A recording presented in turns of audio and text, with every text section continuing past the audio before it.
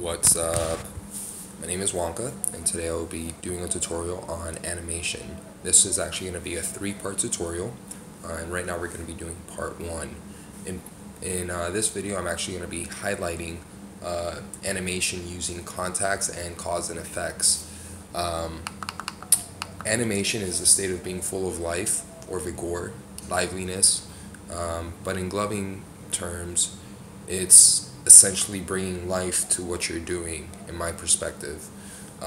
Cause and effects are usually really good effects that a lot of people do during text sequences. And if you don't know what a cause and effect is, it is the principle of causation. So one action simultaneously causing another action. And now, as we all know, and like I mentioned, they are predominantly used in text sequences, especially the more intricate ones. But I feel like we can actually add a little pizzazz to these cause and effects, and to kind of enhance the illusions that you're trying to give. I was watching some dancers recently, and I noticed that they do a lot of like pops and contacts right before or as they're doing their cause and effects to kind of add like an extra oomph, to what they're doing,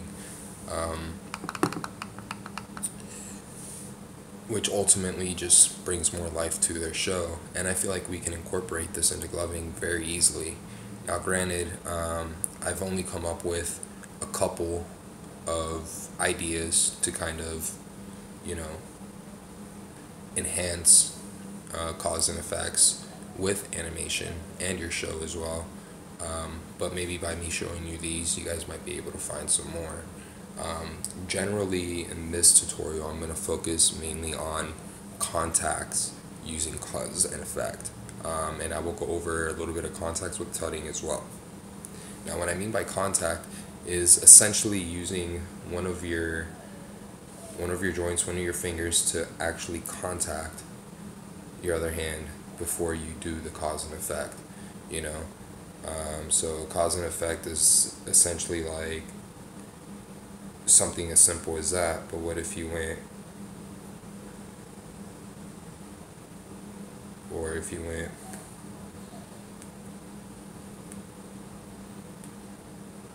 so just adding a slight contact. Now, obviously, I could add more pop to that. I can add, a little bit more flair to it just by exaggerating the movements a bit more.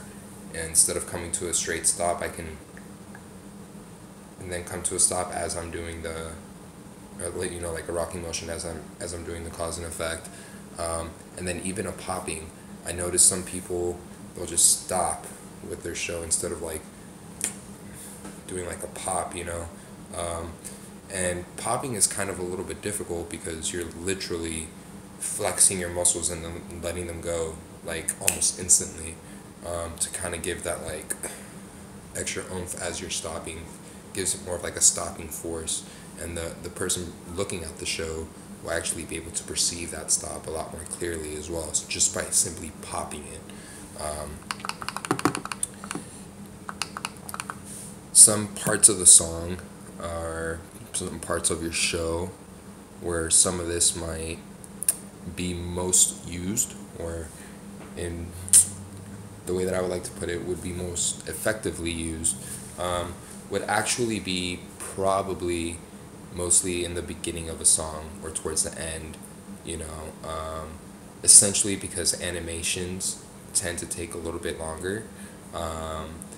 But for the contacts, I actually like doing them at the drop with my tech.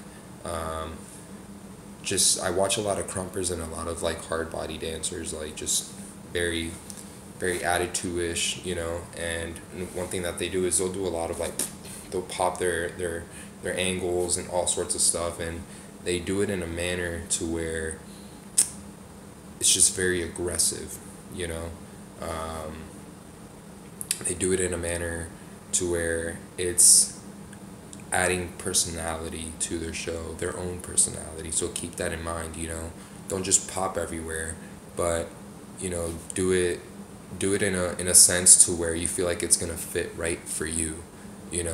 If you don't feel yourself as being a very aggressive glover or somebody who has a very aggressive style, then maybe popping wouldn't be a good idea for you. Maybe pops might come very few far in between. So what I would recommend for you guys is to focus less on the pops and maybe more so on like the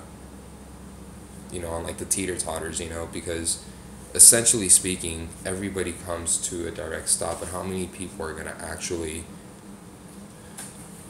follow it through, with like a teeter totter or even just moving across the grid in a triangular motion. But this was part one of my tutorial. Okay, I really hope that helped. My next video will actually be furthering this session, and I will be highlighting some more aspects of animation. Thank you very much for watching. Peace out.